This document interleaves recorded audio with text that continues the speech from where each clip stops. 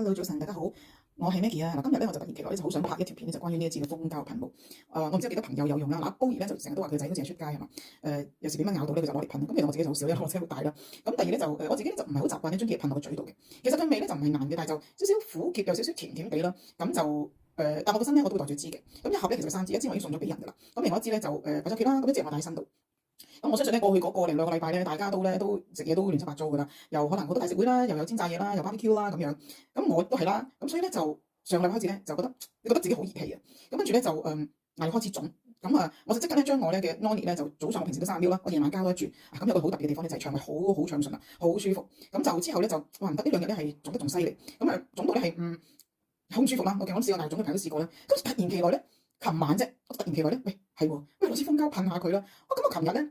就記得咧，我琴朝早就開始噴，我諗我噴好多，因為我好少用，我噴好多，我可能10下都有。跟住咧，因為其實係都牙肉腫嘅位置都幾深入嘅，咁咧就我搞咗好耐，唔知點整佢好咧。我終於咧就用我條脷做工具咧，就將佢擺喺我牙肉腫嘅地方咧，就喺度即係安撫我牙肉腫嘅地方。咁我都冇期望嘅，即係諗下佢應該可以幫我舒緩，但係冇快啩。咁我琴晚咧又再噴啦，我朝頭早噴一次啦，跟住琴日翻嚟我又再噴啦。琴日翻嚟就冇乜話太特別嘅，咁琴晚臨瞓咧我又噴好多，我就連第3支我攞埋出嚟啦，咁就噴，我琴晚就噴咗好多啦，真係10、20下。